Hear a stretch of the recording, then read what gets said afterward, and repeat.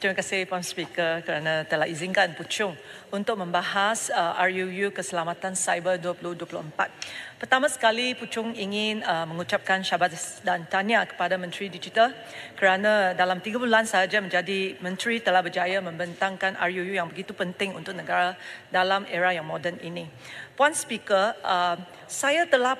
Puchung telah pun tengok membaca trend terkini dalam keselamatan cyber apabila saya membaca RUU ini, dan saya nak tengok sama ada trend ini ataupun RUU ini cukup komprehensif supaya negara kita boleh mendepani trend cyber security.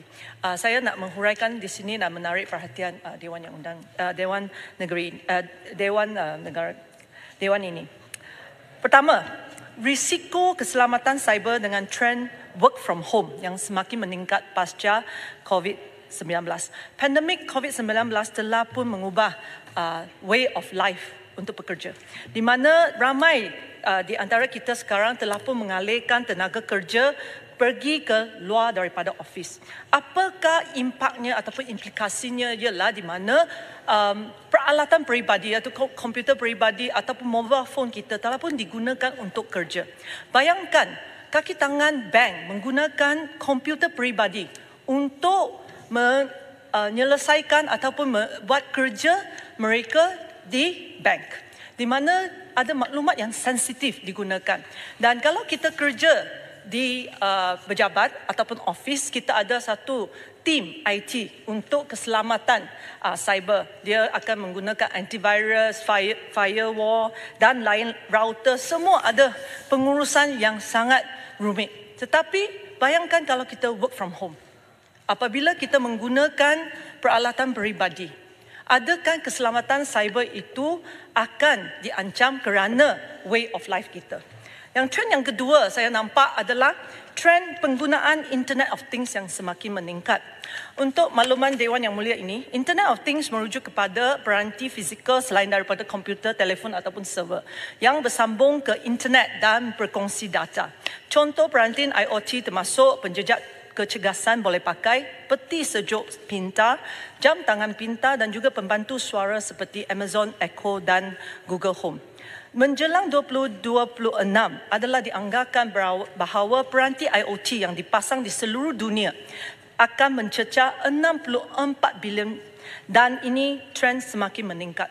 Penambahan peranti yang pesat ini akan mengubah dinamik dan juga size cyber attack surface, iaitu bilangan titik masuk yang berpotensi untuk tindakan berniat jahat di cyber. Berbanding dengan komputer riba dan juga telefon pintar, kebanyakan peranti IoT mempunyai keupayaan pemprosesan dan juga storan yang lebih sedikit. Ia boleh menyukarkan penggunaan firewall, antivirus dan juga aplikasi keselamatan lain untuk melindunginya. Akibatnya, serangan IoT adalah antara trend serangan cyber yang perlu mendapat perhatian daripada kerajaan. Puan Speaker, trend ketiga yang saya ingin mendapat perhatian Dewan Yang Mulia ini ialah kebangkitan ransomware. Ransomware bukanlah satu ancaman yang baru.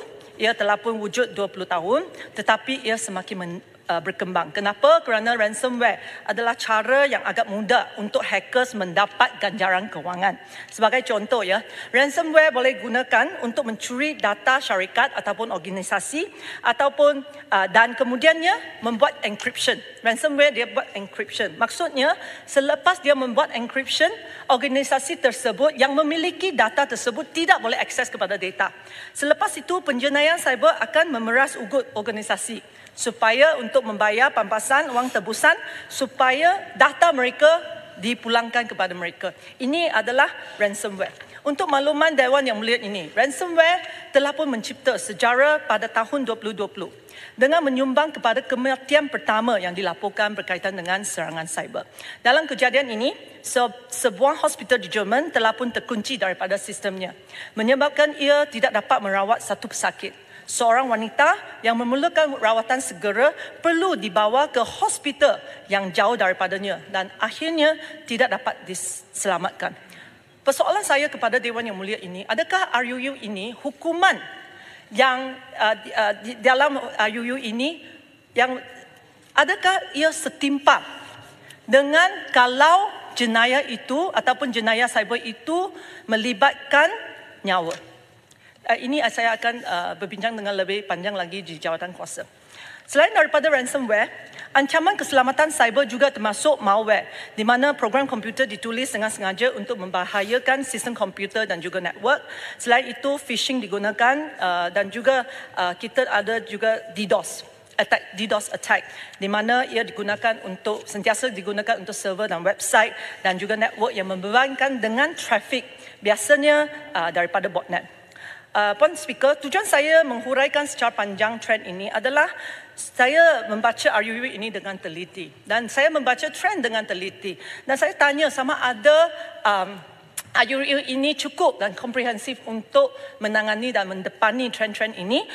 Saya rasa jawapannya ialah walaupun ini adalah langkah pertama yang baik, tapi saya rasa perlu ada langkah-langkah untuk memperbaiki lagi RUU ini, sama ada daripada pindaan pada akan datang ataupun melalui peraturan yang boleh diberi oleh menteri. Selain daripada itu, saya juga tengok dari segi apakah jenis keselamatan cyber yang dimasukkan dirangkumi oleh RUU ini. Kalau kita tengok secara general, jenis keselamatan cyber termasuk critical infrastructure security, network security, endpoint security, application security, cloud security dan information security.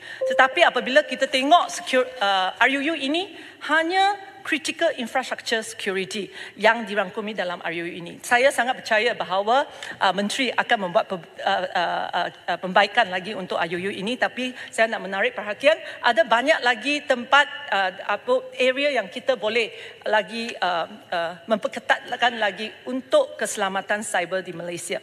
Isu yang seterusnya yang saya ingin bangkitkan dengan secara pendek ialah berkenaan dengan talent. Saya nak tanya kepada kementerian sama ada kementerian telah pun membuat unjuran permintaan talents untuk cyber security, jumlah berapa dan sama adakah jumlah graduan yang dihasilkan oleh IPTA dan IPTS itu boleh memenuhi permintaan ini. Itu sahaja Puchong ingin menyokong RUU keselamatan cyber. Terima kasih Yang Berhormat Puchong.